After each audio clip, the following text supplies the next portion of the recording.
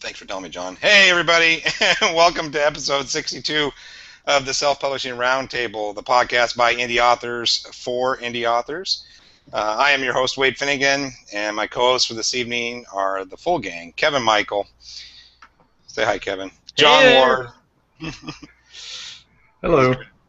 Carl, who will be here, I promise. And Trish McAllen. Hey, Trish. Hey, everyone. Our guest this evening is horror writer and bookseller Mark Leslie, blah, blah, blah. But you probably know him best as Mark from Kobo. That's how I know him, and everybody else probably too. So he probably doesn't need an introduction, but I'll give you a little bit here. Mark does write quite a bit, actually. He edits and he podcasts. But probably the biggest reason that most of you guys are tuning in is he helps indie authors sell more books. So if you want to learn more about Mark and his writing journey, I highly recommend you check out our post on the Spurt website that Kevin wrote a few days ago. It's awesome. I feel like I know Mark better now than ever before. So, but let's get down to the nitty-gritty and talk about what everybody's here to watch and learn. How can we sell more books? Mark, thank you so much for coming on the show tonight. We really appreciate it. It's great to be sitting around this table with you guys. Thanks. Before we started the questions, I was told that all successful writers need beards, so I am starting to grow a beard tonight. No more shaving for me. So. Well, yeah, the writing thing isn't working for you. Thanks, John. Kevin, you want to start us off with some questions? Yes. If you could, before we get into Kobo, it would be nice to talk about your books a little bit. I heard that you had a book on Wattpad that has over 100,000 reads. Do you want to tell us about both your thrillers and your horror books that you've written? Yeah, sure. So, I mean, I've been writing horror for years and years. I self-published my first book in 2004, so back when it wasn't cool. 10 years ago, actually, was when I self-published my first book, and it was a collection of short stories that had been previously published. So I've sort of embraced self-publishing far before people were making money off of it. The cool thing about the Wattpad story is it was a NaNoWriMo novel. And I saw that Wattpad was a sponsor of NaNoWriMo. It was a 55,000-word thriller, and it was called Evasion. And when I saw that Wattpad was sponsoring NaNoWriMo, they said if you post your full NaNoWriMo novel and tag it NaNoWriMo 2013, there's a chance to win $1,000. And I went, ooh, cool, that'll pay for an editor. So I put it up, kind of forgot about it, didn't win. I thought, okay, no problem. I'll eventually, I had 3 books coming out this year already, and 2 traditionally published, one self-published, and I thought, because I work 60 to 80 hours a week with Kobo, don't have a lot of time for writing, so I thought I'll do that one next year with some of the other book projects I have lined up for next year. And then someone from Wattpad contacted me and said, I read this thriller Evasion. We really like it. I'm just giving you about a month's notice because we want to feature it on May 26th, and they'd contacted me in the middle of April. So I went and hired an editor because it was going to get some exposure. Ended up getting that edited relatively quickly and posted it. And yeah, the reads took off through the roof. The feedback was amazing. People were looking for the sequel already. Other people were saying, where can I buy it in print? That was a good sign to me. I don't think Wattpad is a place that you can count on to convert to sales. But what I do think it does really, really well is it's a great place for getting beta readers, and it's a great place for testing out the reaction and who your audience is and what they like and what they don't like. It's worked for me. I've since used CreateSpace to make the POD version available, and it's available Kobo and Amazon, and because I can't get into Nook because I'm not an American, I have to use an aggregator like Smashwords to get it there, and I'm not a fan of going direct to Apple because I don't own a Mac, and that just makes it harder. So I use Smashwords to get it everywhere else. And I'm not even sure if it's landed in the other places yet, but I'm selling it on Kobo and Amazon, and I'm happy with that. Now, you said that people were asking you on Wattpad about a sequel. Are you going to write a sequel then? Yeah, there's sort of a backstory to it that that's sort of been nagging me, and I've wanted to explore it, and I thought I'll put that in the back burner. And so for NaNoWriMo this year, I'm going to write the sequel. I figure I may as well just kind of go with it. Now, one thing is you have a number of horror books like Haunted Hamilton and Campus Chills and Spooky and Sudbury. What drew you to start writing horror? Did you read a lot of Stephen King and horror growing up, or? Yeah, I was always afraid of the monster under the bed. I'm a big chicken, and I was always drawn to horror. I would start writing a story, and then suddenly stuff would creep out of the shadows and take over the story. And some of the stuff that I've written were fiction, and it was in 2010 that I did my first nonfiction book with Dundurn Press. That was Haunted Hamilton, which is a nonfiction or tales told as true, because some people read it believing in ghosts, and other people read it interested in the history of the buildings and the architecture and all the other factors, and there just happens to be an interesting tale about people who say that it's haunted.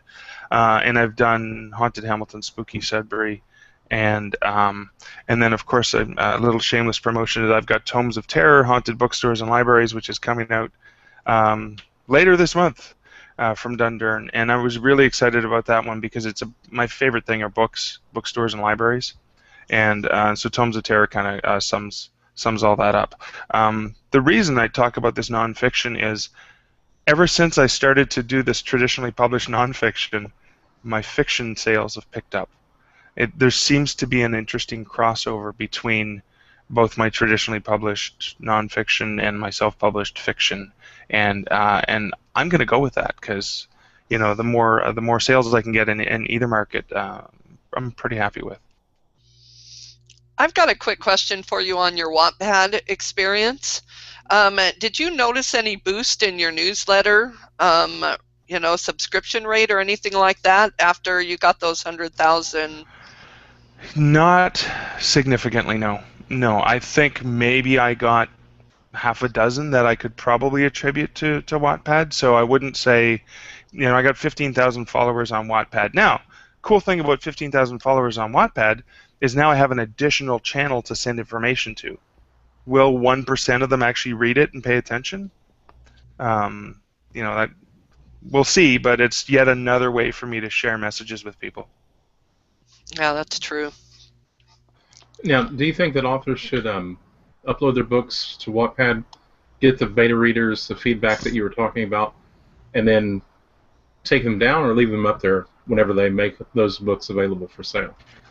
I don't know if you guys have listened to what Lindsay Broker says about Wattpad, but I'll conjure up some of the advice that I've heard her give, and I've long followed her and her career as a fantasy steampunk author. She's a brilliant writer, by the way. Just a little shout out to her. But she talks about Wattpad as an additional place to find readers. And yes, there may be a whole slew of readers who may never buy her books, but become fans. And that's almost like the whole giving away your book free via podcasting, or even the pirated copies. If somebody's reading it and talking about it, and they may be talking about it to someone else who buys your book. Or they may grow up, as she says, to become fans and say, I remember when I was 14, I didn't have money to spend on books, and I really enjoyed Lindsay Broker stuff. And then later on, when they have money, they go, oh yeah, I remember her. She provided me a lot of value. And she's thinking about the long-term game. So I think Wattpad gives authors yet another place to be discovered. Discoverability is our biggest challenge. We've got BookBub and all these other things that cost money.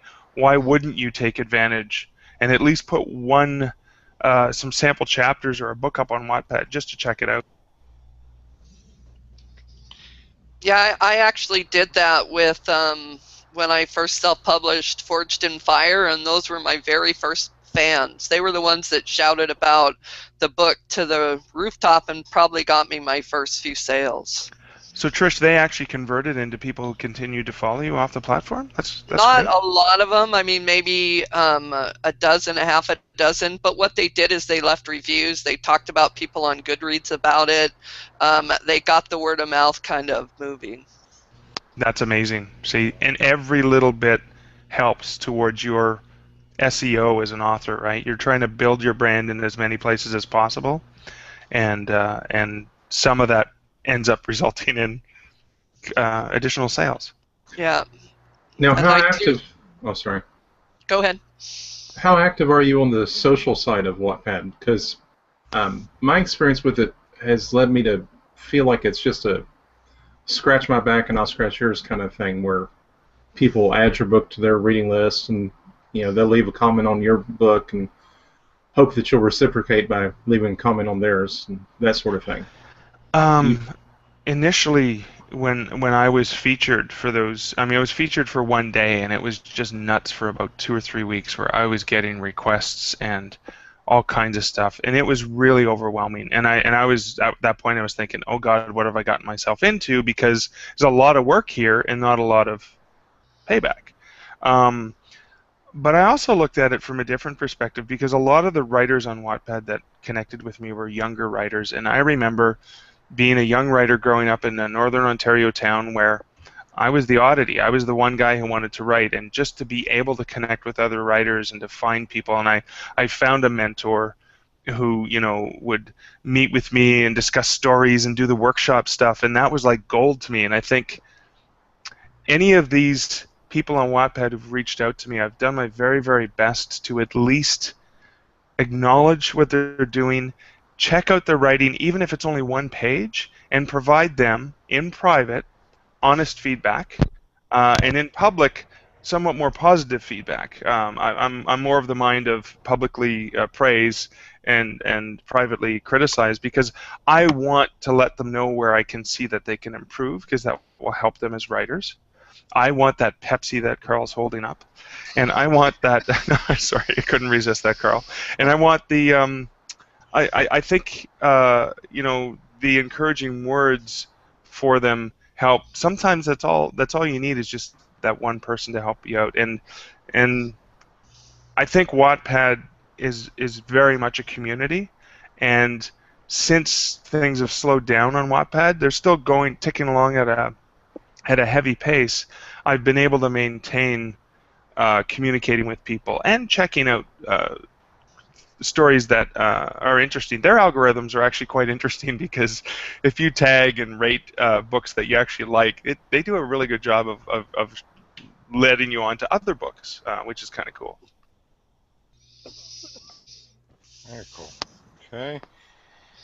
Kevin bopped in and out of there. You mentioned discoverability, Mark, and that's probably one of our biggest obstacles. What are some of your or Kobo's or whatever tips for discoverability, besides Wattpad? Okay, so Wattpad's one of them, but Wattpad kind of illustrates sort of the motif that I've long stated. Now, as the Kobo guy, of course I'm going to say, KDP Select is great because there's only one person who always wins 100% of the time when you go into KDP Select, and that's Amazon. Some authors it works really, really well for. Some authors it doesn't. It's a mixed bag. There are different things that work better that way. When you look at, and so obviously not working for Amazon, I'm going to suggest that authors should be on every other platform. I also think it's important only because I know how upset people got when Audible changed their terms, and Audible is the only game in town when it comes to audiobooks right now. And authors are really, really upset that the player that owned that market could change the terms, and authors had nowhere else to go. So in my mind, it's really, really important that the readers of Kindle, Kobo, Nook, iBooks, Smashwords, and there's a whole bunch of other places, but those are the ones that most people would recognize, that the reading community continues to have a lot of great content so they can continue to read on those platforms. Because I think it's important for us to have competition. We need each other as retailers to keep setting the bar higher. We need to. I've listened to authors talk about, if I remove my books from iBooks, for example, then all of a sudden all my fans on iBooks are gone. They can't get my books anymore. And for most of us authors, we're not big name authors. Nobody's going to switch platforms just so they can read your book. If they only read on Nook, or they only read on Kobo, or they only read on Kindle, they're not going to switch to another platform just to read your book. So in my mind, discoverability is our biggest challenge, and that one of the ways to ensure that you're available to the most customers everywhere is to be available as many places as possible. Of course, I say that with a complete bias that, yeah, I want to make sure that we have lots of authors publishing works on Kobo. So going back to the question of discoverability, what would you say are, say, the 3 key points to building a fan base? I know a lot of people say that you need to have a newsletter. A lot of people are using the first book free. What would you say are probably the strongest things to quickly build a fan base? So, Trish, I believe, and I'm probably repeating what a lot of authors have already said on this podcast, is the newsletter is key. Even if your newsletter has 5 people, if those are 5 people that want to know about your next book, those are 5 people who want to know about your next book, and they're gold to you, and you treat them as best as possible, and you give them stuff, and you give them access to stuff ahead of time. The newsletter, even if it's small, keep at it, keep providing them value because they care about you enough to want to get that information. So newsletter is critical. Other thing about newsletters, the newsletter puts the control back in your hands, not in any retailer's hands. And I say that as a retailer. Make sure that you are in control of that, not anyone else, and that's kind of important. Second, on Kobo specifically, one of the things that we've been able to do to get authors lift is actually the free first in series, and actually we have a landing page for that, and we're getting it more and more attention and profile. And sometimes all it takes to get an author who's had no action on Kobo to get action on Kobo is to be aware of that free first in series and to promote it. And we only have to spotlight it for a week or two, and suddenly the temperature and the traction on that title increases, and suddenly more customer libraries have it, and then suddenly that author is more popular in search results, and all those hidden algorithms that kind of feed towards selling the next books that you have. Okay, going back to the landing page, I imagine you get like tons of authors that are trying to get on that first book in the series, landing page. So what do you suggest to give them a better shot of getting one of those spots? So a couple things. If you email writinglife@kobo.com, we'll send you a link to a form where you can submit and say, here's my first free book in series, here's the rest of my series, so you can check it out. And then we slide that in front of a merchandiser, and the merchandiser will decide, is this an attractive cover that appeals to the target audience? Does it have a good synopsis? Does it look professional? Because we're not going to read them all, let's be honest, but we're going to judge them by the cover and the synopsis. And we have room, there's what, 5 or 6 banners with about 20 books in each of them. So we have that many titles that we can feature. And what we try to do is we try to only add 5 new books to each category. So we've got, new adult, we've got sci-fi and fantasy, we've got horror, we've got romance. Every once in a while we'll slip more active romance in and out depending on other categories like teen and stuff like that we keep flipping back and forth because we're testing to see what sells more, and whatever sells more we put up there. Erotica doesn't need as much help. It kind of sells on its own. And that way, when we add an author to it, they get to stay on the first page for a full week before the next week when we add 5 more, and then or 6 more, because there's 6 in the rotator, and then they rotate onto the second page. They're still visible, and it still increases their odds, and they end up staying on the promo for about a month. But the prime spot where people see them on the landing page is the first week. So the challenge there is there's a lot of people who want access to it, and we're doing our very, very best. Right now we're scheduled about a month out, because I went onto the K-boards and I posted a link and said, hey, tell us about your free first in series, put the link here, and basically I have a merchandiser who goes in once a week and pulls and records and says, and for the most part, most of the titles that have been submitted have been really good, which is a mixed blessing, because that means that most of them, 90% of them end up getting featured, but a month later. Now, one of the questions I had is you're in a unique position because you're both an author and you've been a bookseller at at a university, and you're also now a retailer. What have you learned with your writing career? One of the things that being a bookseller taught me that I continue to try to when I talk to authors is never underestimate the power of serendipity and the power of karma when it comes to you as an author and your persona. I used and a perfect example when I worked and I worked in bookstores for 20 years, so I've had a lot of experience where an author would come in, and there's two kinds of authors that come in. The one author comes in, whines and moans and bitches that their book, they have a single copy of their book spined and it's on the bottom shelf, and they pull it out and they take it out of alphabetical order and they stick it face up in front of 6 other authors' spines books, which means you can't actually find it because it's not in the right place, and it also prevents 5 other books from being visible. Or you have the other author who comes in, is pleasant, has a conversation with you, demonstrates they're a real human, gives you some personal anecdote, and then you have customers coming into the store constantly looking for recommendations. What should I read next? Well, what kind of book do you like? I like mysteries. Oh, I had a mystery author come in last week who's actually from just a couple hours away, and he told me a really cool story about this novel that he wrote. Let me tell you about it. Put book in customer's hand. Suddenly, as a bookseller, I have connected that author with that customer. Yes, it's a one-off thing, and yes, it's challenging, but in my 20 years as a bookseller, you have no idea how many times I have hand-sold those books.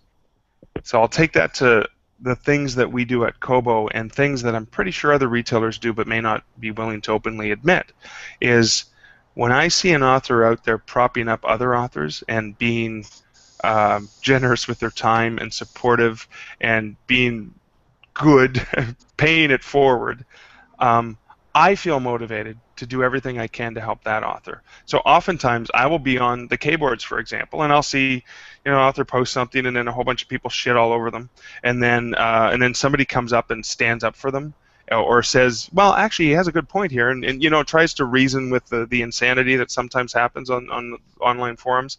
And I look at that, and what I'll often do is I'll pluck that author's titles, I'll send a link over to the merchandiser and say, hey, check this author out. Their titles look pretty cool. And the reason I did that partially is because their titles looked awesome, but partially because that author impressed me as somebody who was there in a giving way, and maybe that's just the nature of the way I am, but I want to be able to help that author be successful.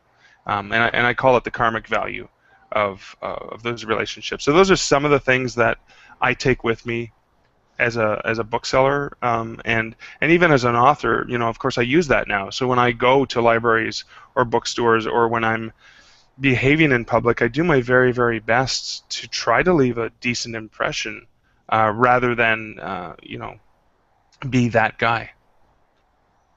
Yeah, I'm a very big believer in karma.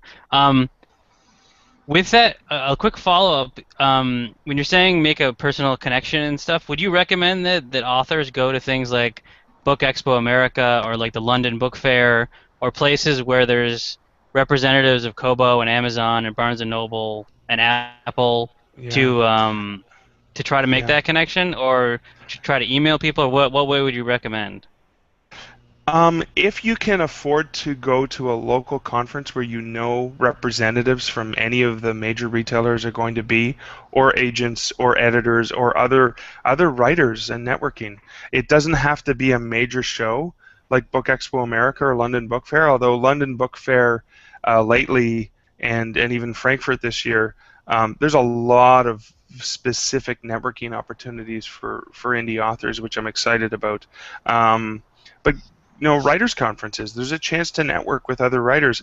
I go to a lot of writers' conferences as a writer and as a Kobo guy, and half the time, some of the authors that I have met with and just chat, it wasn't even a conversation where they were telling me all about their book.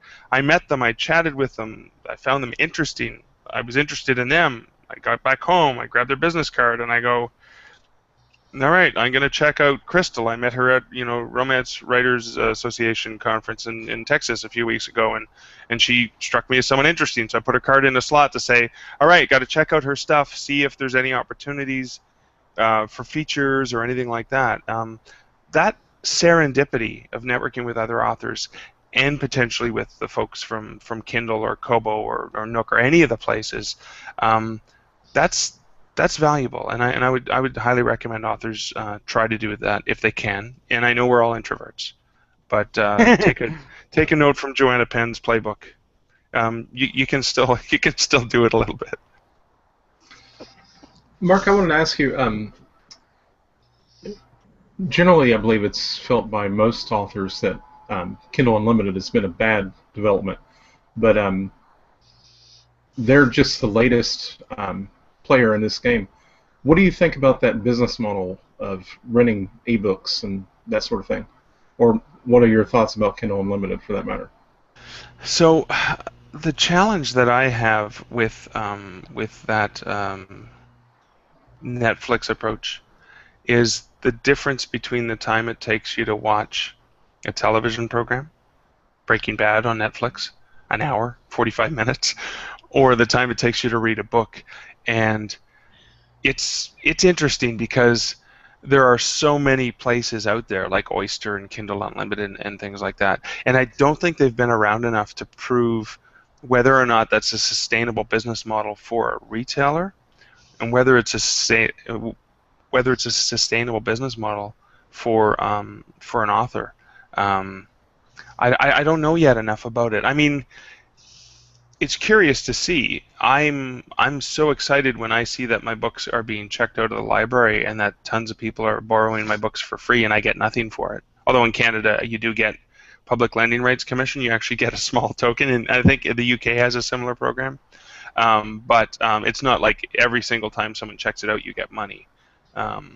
So I think it's valuable for writers having their books read is important. So I think there's some benefits there because somebody may be in an unlimited program, or an all-you-can-eat or all-you-can-read program, and they may read Trish's book and go on to read other books by Trish and other people, and then they're talking to their friends or they review it on Goodreads or wherever their favorite place to review books is, and that leads to other people discovering that you should check out Trish's books. So I think there can be some really good things here. I'm not sure. I'm going to be curious to follow it because I'm not sure. I'm not sure how it's going to play out, and I'm really very interested in seeing how that works. It almost sounds like you're saying it could become like Wattpad. You're not going to make any money from it, but it might give you more exposure. Or you might make money from it, because the way it works is right now the algorithms are that it ranks your book higher, but that Amazon changes that the minute Ed Robertson figures it out, then they change it. I think they just follow him, and then when he figures it out, they make a change. But you never know, right? There could be multiple benefits. Some authors could make a lot of money off of it, which is cool, but other authors may make discoverability out of it. I think there's always different ways for people to win on this exact same platform, and that's the challenge when you try to follow anyone else's path. We can't do what Hugh Howey did. We can't do what John Locke did. Well, especially the review thing. But no, we can't do like the first guy to make a 99-cent novel and sell 1 million books in 6 months. We've got to kind of discover our own successes, big or small. Okay, I'd like to actually change the conversation to pricing here, because I've had a question that's been lurking kind of in my mind and a lot of my friends' mind for quite a while now. So Smashwords, last summer had distributed that report that showed the pricing that they found that was the most effective for the books that they distributed to was $3.99. And then we have Amazon. With the Amazon publishing houses have been testing books, and if you pay much attention to their imprints, they're testing, and they've kind of stuck with their books at $4.99. And with Amazon's data, you can pretty much guarantee that they're sticking at the price point that they believe is making them the most money. So we've got $3.99 on one end and $4.99 on the other end. But I've heard that for Kobo to actually get traction, you need a higher price point. That your readers are used to paying more money because it's more of a traditional reader fan base. Yep. So How would an author go about trying to find traction on Kobo when if you try to do the higher price point, you're going to get price matched at everybody else and probably lose sales in that direction? Yeah, so I mean, the one thing you should be aware of is all the retailers. We all have a clause in our contract that your price has to be the same across the board. So you can't. And Amazon will be the one that sends the Autobots out, and within 30 seconds will price match to a lower price. They won't price match to a higher price, but they'll price match to a lower price. We did a study similar to Smashwords, and we found that $1.99 is the worst price to price a novel at. Not short fiction, but a novel. And we found that you were twice as likely to sell it at 99 cents and 4 times as likely to sell it at $3.99. So we probably would gravitate more to the higher price point. And one of the theories is that there are certain customers who will only pay $1 for a book, and then there are certain customers who want to avoid the self-published ghetto because they are, still thinking that it's all crap that can't be published, and they want to avoid the low price point because they figure that's got to be that self-published crap. And so some of the authors are finding success in the $3, $4, $5, $6.99 area. Here's the challenge when you talk pricing. There's no one magic price. And when you're talking pricing, there's a few variables to be very aware of. Romance readers read a lot more. Therefore, they buy a lot more books. Therefore, they probably would be better off with $2 or $3, $4.99 as price points, because if they're going to buy a book a day, they can't afford that. They're not going to be buying the $15 books that are coming from the major publishers. Or if they do, it's a special treat because then they can read 6 books, 6 great novels for a lot better price.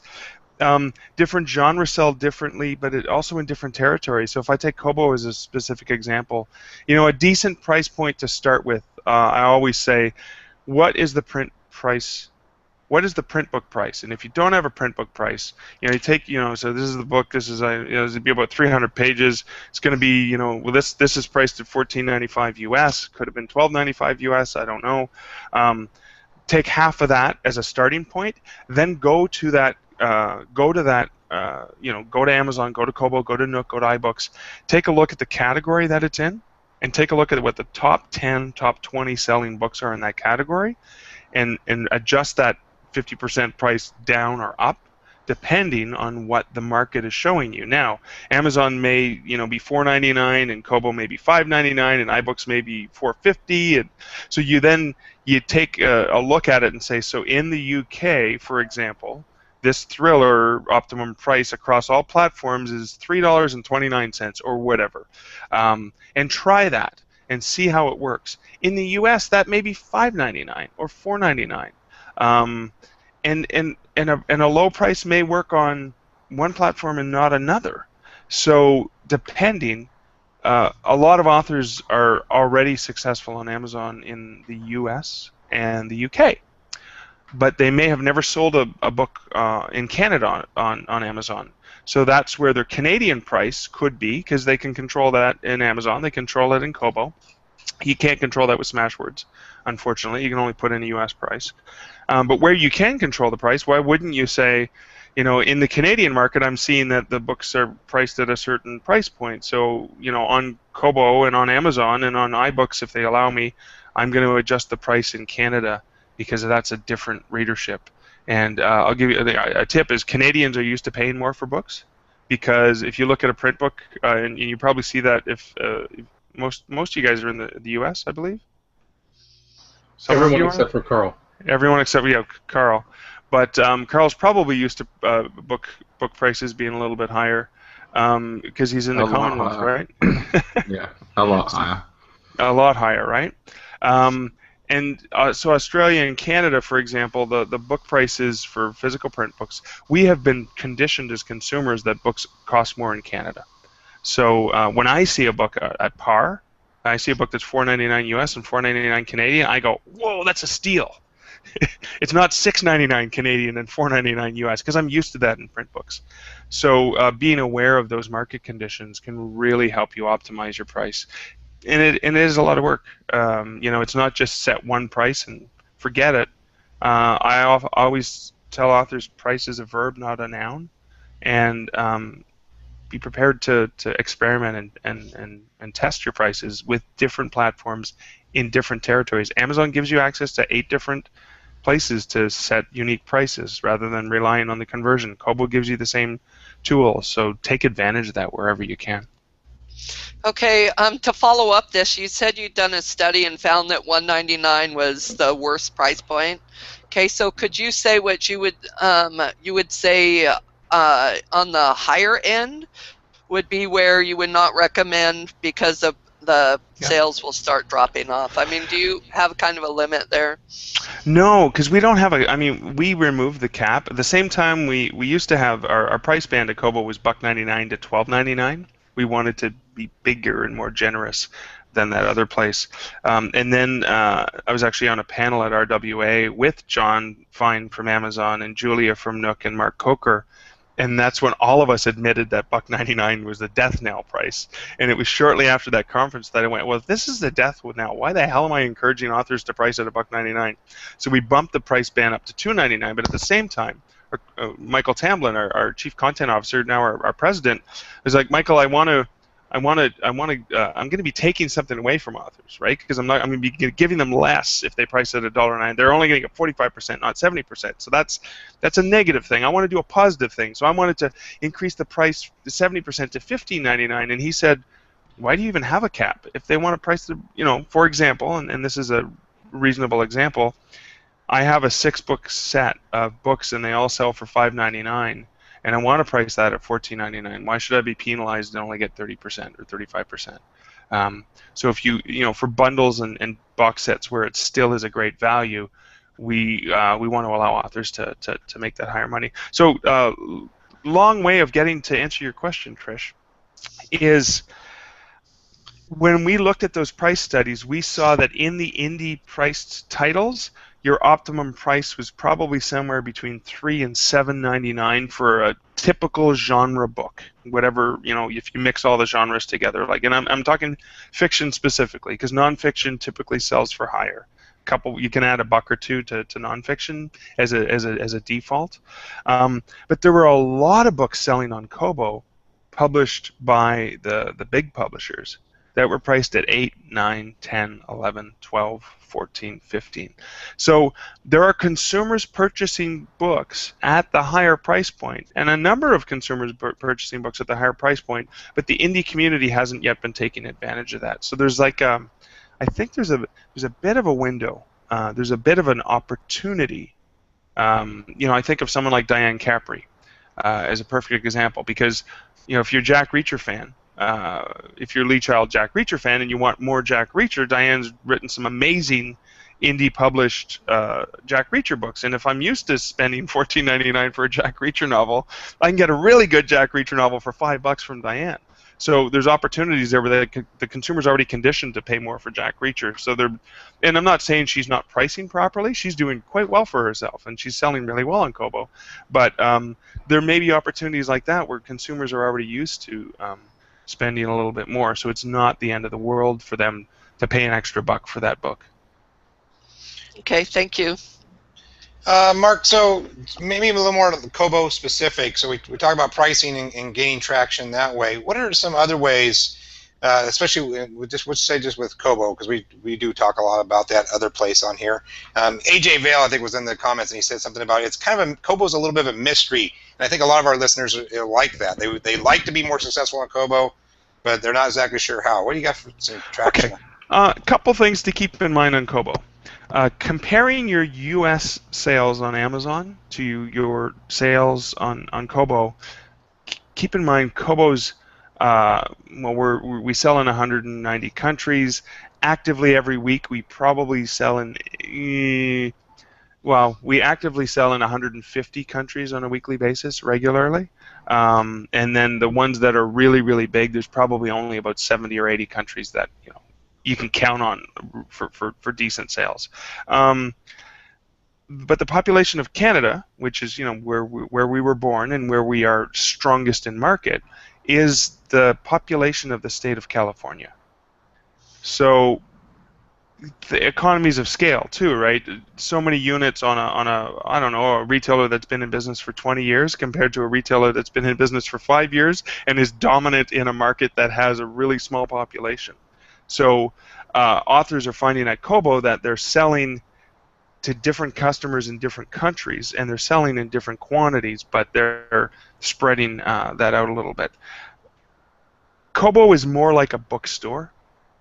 Kobo is more currently like a curatorial experience where the search and discoverability are things that we're continuing to improve. Actually, have a meeting again tomorrow with the search team regarding issues that specifically authors have outlined by emailing us at Writing Life, by emailing me, or I've spoken to them at conferences, and putting information down for here are some issues I have with the search at Kobo, and I regularly meet with the search team, and they do pay attention and they do make tweaks and improvements to it, but a lot of the experience is books that we put in our front window, and that's where at Kobo it's more like walking into a local bookshop, and when you browse, you can browse the aisles, but you're going to see all the stuff in the main in the main end caps and things like that.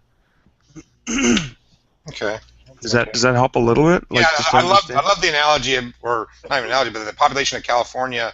I think you lose perspective of that. You don't think of it in that way. So I mean, we're a big country, landmass wise, but right. All the people are hanging out on the border where it's warmer. Carl had a question. He's having a little audio difficulty, so I'm going to go ahead and give that one a go, and then Kevin, you can go after that. Is that all right? Yep. Okay. So look back to Kindle Unlimited a little bit. He's heard, word on the street, we've heard, that the bloggers are kind of up in arms about it because Amazon is not allowing affiliate revenue for posting books in Kindle Unlimited. Does Kobo have any plans to woo a few influential bloggers who enjoy selling books in exchange for maybe a cut? So Kobo is owned by Rakuten, which is a Japanese company. We were born in Canada and we were purchased by Rakuten a year and a half ago. Rakuten owns Pinterest and a bunch of other really cool tech companies. They also own Linkshare, which is an affiliate generating program. And we are, you can create affiliate links using Linkshare to Kobo and a whole bunch of other retailers with the same account, which could be beneficial for bloggers because you may be blogging about things other than books to other retailers.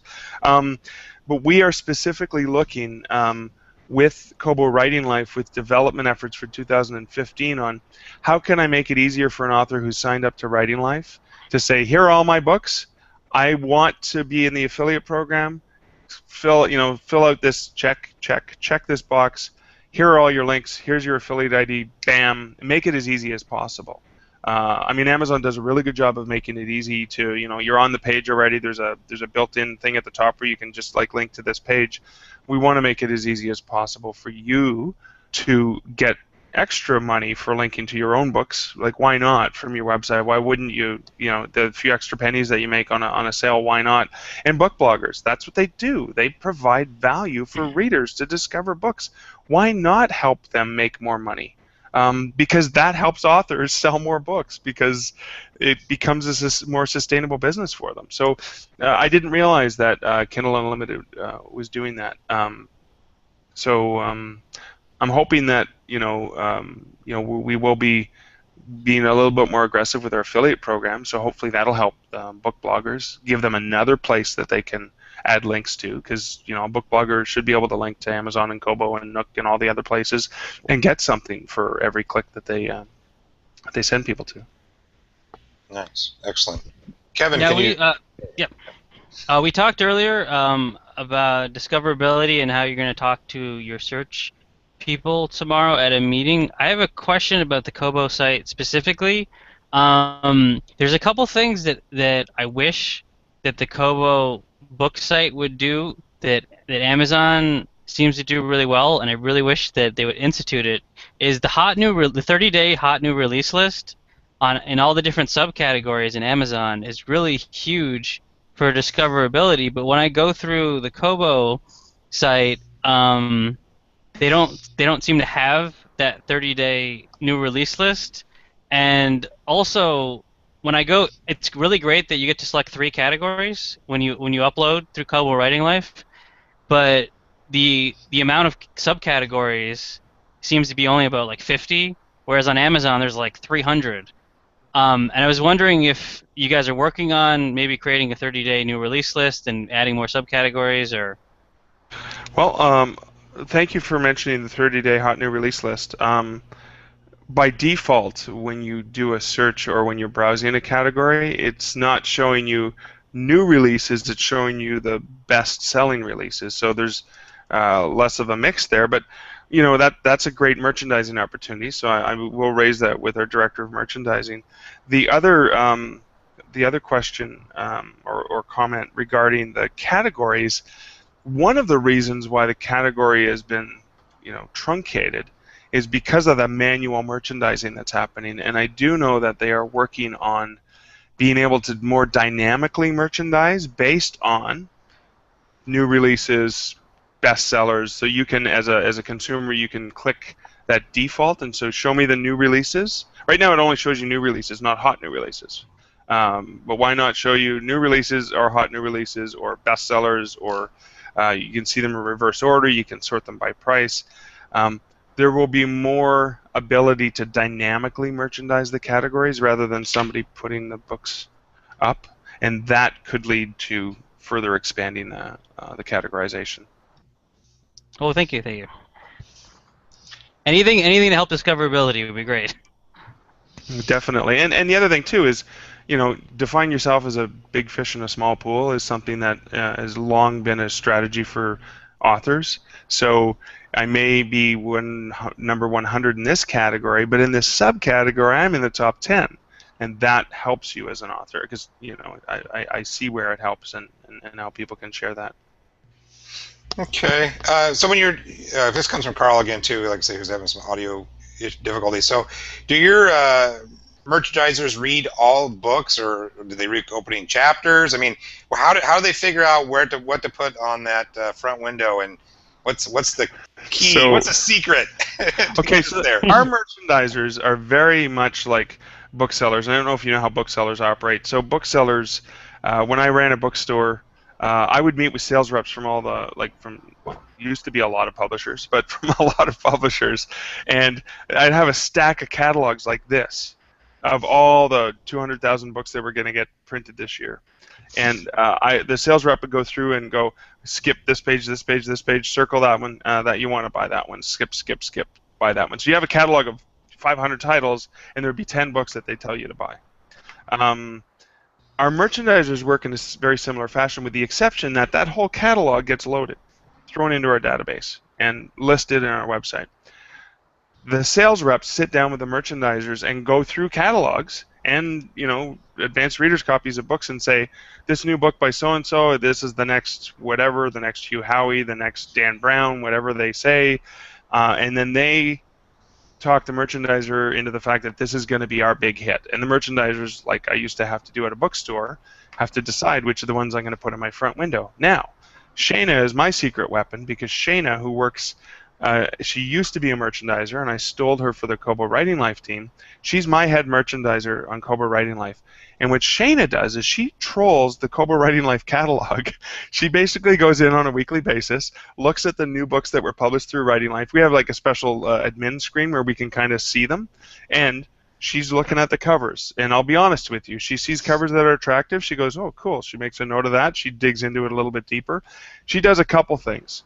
If there are promotional opportunities that the merch team allow us to be part of, or that we're aware are coming up, Shayna will make a note and go, oh, this is a great new adult title. I've never heard of this author. There's a great opportunity. Maybe we can put this in a promo.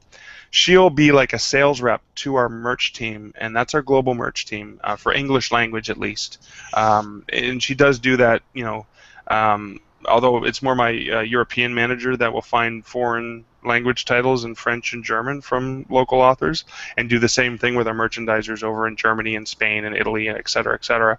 But Shayna will then say, here are some titles that I've discovered that are new in our catalog, or that we know are forthcoming, because you've always been able to set pre-orders on Kobo ever since Kobo allowed pre-orders, which was only about a year ago, but indie authors can set up pre-orders. Thanks for following us again, Amazon. Come on, they improved their dashboard, but look at our dashboard. Were they just trying to make it as nice as ours? No, I like to tease that way, but Shana would look at the forthcoming releases and go, "Oh, this book's coming out, at the end of September. Oh, cool! I'm gonna slide that in front of the merchandisers." Or I'm gonna see when they send out that email about check out these hot new releases. Can I slip in some Kobo Writing Life titles that can get some feature spots? So she's kind of like a sales rep for indie authors here at Kobo, and she's like a one-person champion of indie authors, and she is always looking for authors to feature, and she wants to try, because Shana's also an author like myself. She knows what it's like to be out there and struggling, and so she's always looking for authors that she can rescue from the mid list and say, wow, this is a great author doing some amazing stuff. If we just put their thing there for a week, could we help them get some sales? And that's something she finds great satisfaction in doing. Well, this actually ties in perfectly with what one of my main questions was, Mark. Now, specifically about covers, do's and don'ts, and what would keep someone from not getting on the front page. Now, with Amazon, I know that if you have a buff male naked chest, you're not going to get any of the Amazon promos. My understanding, it's the same for Barnes & Noble and iTunes now, and they've actually made some of their indie authors take those buff male chests. They sell books, man. They sell books. Why would they do that? Because apparently they're moving away from that. Is that something that Kobo that'll get you struck off the front page? What will get you struck off the front page? Go look at our front. Go look at our front page. There's nothing but buff male chests. No, I mean, we sell a lot of romance, and a lot of romance books have historically always had buff male chests on the cover. They sell. Right. That works. So long as it's in style, we're not going to remove something like that from their website. No, that's interesting. That I don't know why they would do that, because romance sells so well. I have no idea. But now, nude people doing really rude things, that adult-only content, yeah, that's not going to ever appear on the website. But there's a place for that. In the back room behind the beads, but no, only because, and this is probably why I'm gonna say this in defense of the other retailers. When you're not logged in, there's your age, and you know that I'm 18, so I can see this stuff or I can't see this stuff. And I mean, Smashwords has a really great turn off the porn feature when you're browsing. When you're not logged in, our customers can see everything. So if your description has the F word, or it has things in the title and the cover that are a little bit too risque, not going to get featured, because that's where anyone can see that. So I think the retailers have to be conscious of the family-friendly nature, and then say, okay, so behind the closed doors, once we know that you're 18 and we can sell you this product, then we can take all our clothes off and do all the fun things. But that could be why they're doing it. I can't see us doing that. I can't see us taking the buff male torso things off, because it kind of sells. Yeah, it sells really well. So are there any other things on the cover? I mean, there's a lot of romance authors that are using the same models. Is that one of the reasons maybe some of them aren't getting picked up, is the covers are just kind of too similar to other ones you've already featured? Yeah, and see, that's tricky, because I mean, we all know that when 50 Shades launched, then there was a whole slew of inanimate objects like on a single colored background. And on the KoboWritingLife.com, on the blog, Shana has done a really good job of soliciting guest posts from cover designers, as well as her own perspective as a merchandiser on what works when you're doing a series.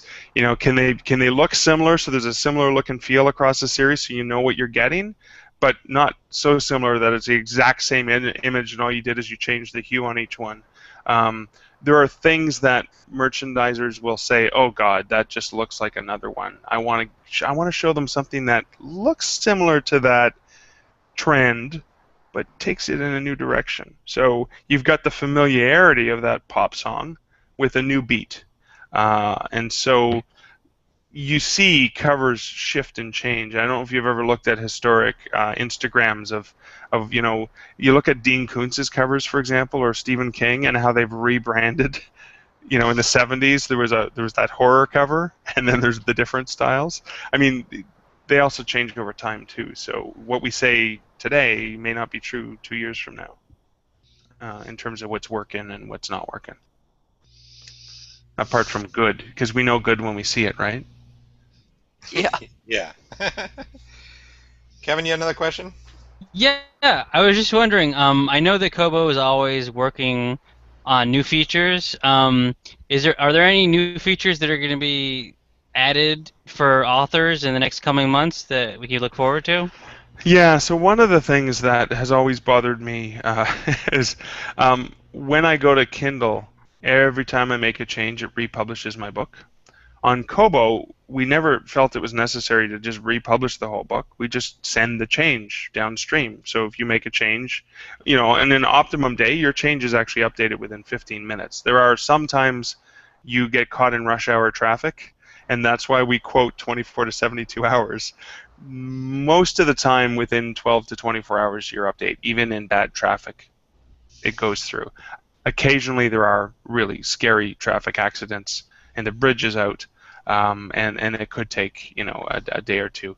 But for the most part, your changes happen relatively quickly. The one thing we didn't do, and one of the reasons we didn't do it, was because we didn't want to bombard authors with too many messages. Is send you a note to let you know that the update's been accepted, and that was a mistake. That was a design flaw. We had a small staff. Just to give you some perspective, so the entire Kobo team is probably was maybe 500 people. That's probably how many people work for KDP. Right. So I have 8 people working on my team, and on the business side, and 5 developers. So when we develop something for Kobo Writing Life, we try to roll out something new every 6 to 8 weeks, even if it's just a small tweak or an improvement or upgrade. Sometimes it's an upgrade to the way we process data, and you don't even see it, but it actually helps us get stuff through faster. But one of the things that for Q4 that is on our plates is notifications. We set up notifications when we set up price promos about 4 months ago. So when you set a price promo in advance, so let's say you book a BookBub for October 1st, you set that up, you save it. On your dashboard, there's a little indicator that shows a little price sticker thing that, if you pop up, it shows you there's an active price promo that's coming up. 48 hours before that price changes, you get a notifying email that reminds you, hey, just to remind you, on October 1st, your book that's $4.99 is going down to 99 cents from October 1st to October 3rd. It gives you time to fix it if you want to change it. So we did a really good job of notifying you when there's lots of time. Now what we need to do is take that same design and say, maybe even at a user-generated level, I want to be notified of everything. So if I do any update, I want to be notified that the update took. Or as an author, I can say, you know what, too many messages. So rather than assume that you don't want messages, let's give you the choice. Do you want notifications? So one of the things is when you make a change, you sit back and you'll get notified that the change, similar to the message on Amazon that your book has been published. Your change, your price change, your title change, your synopsis, your EPUB, the new EPUB file that you uploaded has been accepted in the live catalog, and that's one of the changes I'm excited about that's coming. I had a giant list actually of because when we designed Writing Life, I wanted this, and they had to develop it in 6 months, so they gave me this, and we still have 18 months of develop. Even if I had no new features that we want, there's 18 months of development for them to continually improve things. And one of the challenges is that listening to authors and responding to the needs of authors, we continually change what the next thing is that we are going to change or add, because authors say, no, this is way more important. I want this instead. So we go, okay, so all these other things, they're not as important as this thing because everyone says they want this. And that's a constant struggle. So notifications is a big one that I think will benefit a lot of authors, so they can gives them more confidence that what they wanted to happen has actually happened. Good. John, you had a question? Yeah, I wanted to ask about the release of the Kobo Aura H2O. What kind of response have you gotten from that? Oh, it's been amazing. It's kind of a cool. It was just last week in Toronto. The H2O is the first waterproof reader out of the box. I know you can have your Kindle conformed to waterproof, but this one you buy off the shelf, and it's quite a fun device. I've had this chance to play with it, and I think it's really funny because having worked for an ebook company, and I started at Kobo in 2011 in October. A lot of people go, oh, I'd like to get an e-reader, but I like to read in the bathtub. That's such a common thing to hear. Or, oh, I want to read by the poolside, but I'm worried about getting it splashed or something like that. It's kind of cool to see all these closet bathtub readers coming out and going, oh my God, now I can finally buy an e-reader. So yeah, the H2O we're really excited about. It's going to be available. I think October 1st is when they're starting to ship, and they'll start to appear in our retail partner sites, their stores. In the U.S., you can buy them through the American Booksellers Association as well, and some of the stores that have the Kobos on display will probably have an H2O on display as well. Available in Australia and New Zealand, Mark? Yeah, and they will be available through our retail partners in Australia and New Zealand as well. They may be rolling out slightly after October 1st, but I can always double check and get back to you on that one, Carl. Cool. I have my Kobo or HD, which I use to check all sorts of things. It's and just to let you know, Carl, the H2O is modeled after the HD, so it looks pretty much like the HD, except there's a little on the bottom. There's a little watertight seal over the input jack. Awesome. Okay, I got a question that's coming from the site. This is actually rolling a couple of questions into one, going back to discoverability on Kobo, because of course that's what everybody's wanting to know on the website. So Mimi actually suggested possibly doing something like Kobo Reads, where you would feature certain books. Your editors or your merchandisers would pick certain books and then feature them. Another suggestion was whether there's any type of, say, a newsletter, something that kind of rivals BookBubs, that would be going out to Kobo readers. Any plans like that in the works? For sure.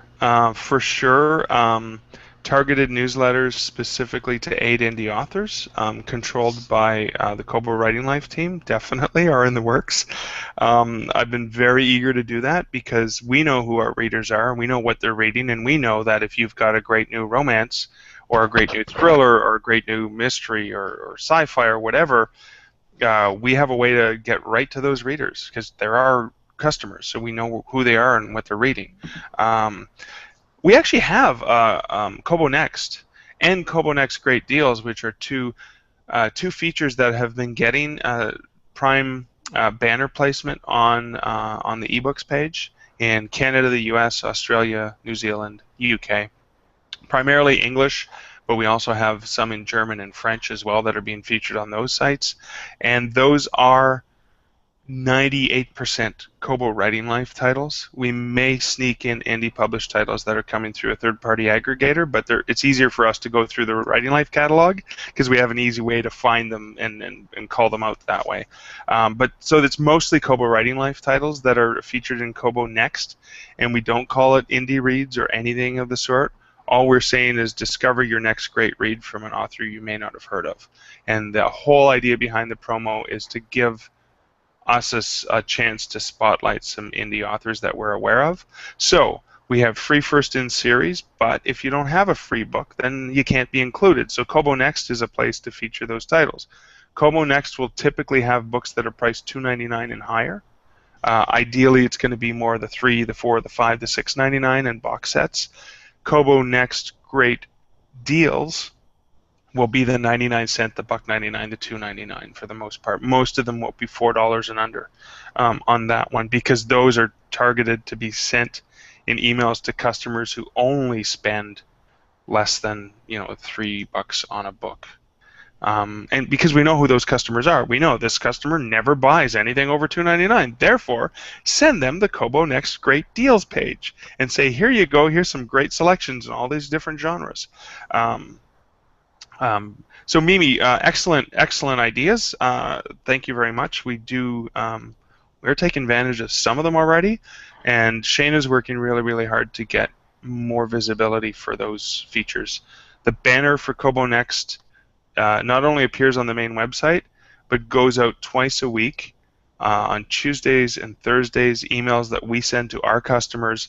There's a banner on the sidebar, and it features between 3 and 5 Kobo Next titles, and it's different genres every time. So Tuesday might be sci-fi, and it might be young adult on Thursday, and then the following it might be mystery, and then it may be romance, and we just cycle through those.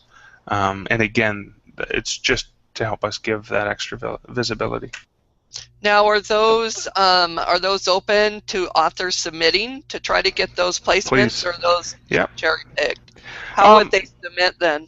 So one of the ways Shana finds them is she goes through the Kobo Writing Life catalog. So we've created a web form for you to tell us about your great free book. We don't have a way for you to tell us about your great Kobo Next, and the Kobo Next typically come to us through serendipity. They come to us because I was talking to John and I saw that he published a new book, and I go, hey, that's kind of cool, and then it kind of gets slid into a promo because we're aware of it, and it's got a good cover. Because Joanna Penn was in Toronto last week, and she was telling me about this great author that she met, and there's a really good title. That's why networking is so important, because the more times someone sees this title, the more likely it is. We are looking for better ways to put it out there and let anyone have access to it. The challenge, of course, is that's what our catalog is. Anyone has access to the catalog. So what are the things that we can do to make it easier for those authors who are really serious about finding ways to be featured? How do we allow them the ability to self-serve and present us with something that can sell their book to us, if you know what I mean? And those are huge challenges, because we have a lot of great authors. John, did you have a question? Yeah, I do. Mark, we have a lot of people listen to the show or other shows, and many times authors will think of these ideas, but they don't necessarily know how to submit that to a company. Yeah. Do you guys have any mechanism in place where they can, hey, I would love for Kobo to do this or offer this option, something like that, where they can get in touch with you? Yeah, ideally writinglife@kobo.com. That goes to our first-tier customer support, and then they have, for typical standard, I have a free book, what do I do? Here's the form. Like, they have typical things that they can send out. When it's troubleshooting, it goes to a different department for, dev testing or work or whatever. And when it's ideas, it usually comes to someone on my team, where we actually look at them and either respond. I will personally respond to those things that get sent my way, or one of my managers will respond and say, wow, what a great idea. Let's talk about this some more. We use those emails that authors send to us to help us to feature them on our blog, because it's a, hey, you've written this great book about this topic, what a great story, could you do a guest blog post for us? And again, the guest blog post is one other way of giving that author a little bit more SEO. So I would start, if you've got some ideas, email us. We'll do our best. I would offer to give you my email address. The challenge with that is I'm one guy, and if I get 1,000 emails tomorrow, I'm only going to be able to respond to maybe 200 if I work 16 hours. And I don't want people to get mad that they emailed me and I haven't gotten back to them. There are probably at least 1,000 amazing emails in my inbox that have come in the last week that I saw it come in, I flagged it that I had to follow up, and I haven't gotten back to it yet.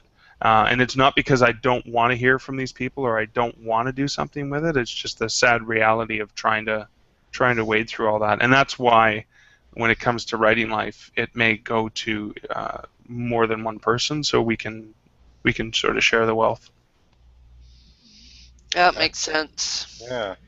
Well, we are up on our hour, and gosh, it seems like we could talk another hour easily, Mark. So maybe sometime you could come back on because I think there's lots of questions. I would love to because I still haven't seen the round table thing. I'm looking for it. But we do really appreciate you coming on tonight. It was awesome. Thank you so much. It was fun. Thank you, Wade. Yes. Okay, a couple of shameless plugs. Next week we have Cora Seaton on, a Western romance author. So join us for that. If you enjoyed the show, which I'm sure you did because Mark was on, give us a little thumbs up over on YouTube. How about a review on iTunes? Spread the love, help us out, all that stuff. I'm probably forgetting something. Carl, do you got something you want to add in there? Yeah, there was lots of live viewers, unfortunately. I think I finally fixed my audio right at the end, which is kind of annoying. But yeah, there's 50 odd over there listening in, and nearly 400 comments, so Mark's quite a popular chap. I did have one question. Can we see the skeleton? Yeah, right. Let's take a look at Barnaby. Barnaby Bones is a horror writer. There he is, hiding behind the lamp because he's very, very shy. But there's Barnaby, and just hanging out. Tell people how you use the skeleton in your all three ways. So it's an author branding. Little sidekick. It's about author branding. I write horror, so when I'm doing a book sign-in at a mall, not everyone is my ideal customer. So when I have a skeleton sitting beside me in the tombstone and all the paraphernalia that I put beside me, they know that that guy is either crazy or he's writing horror, and they know to avoid me because they only like to read, romance or westerns or whatever, and that's good for them and it's good for me. Or they go, oh my God, that guy must write thrillers or mystery or horror. I got to go talk to him. It's also a great icebreaker because people walk up and say, hey, so you don't feed your buddy, do you? And I've been using Barnaby for the last few years.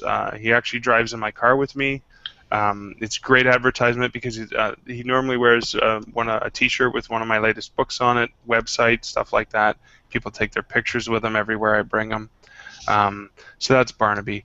For the questions, if there were 400 questions, I'm more than happy to try to respond to those in some way, shape, or form. If that's useful to you guys in any way, just let me know how I can. Well, mostly just comments. There was a few questions. I think. Okay. I think they might have hit most of them up. But okay. You could go through and read it if you want. They're an interesting bunch, the people that watch SBRT Live. Is this going to be on? Is this going to be on the YouTube, or where am I going to see the comments? On our website, selfpublishingroundtable.com/SBRT062. Excellent. Okay.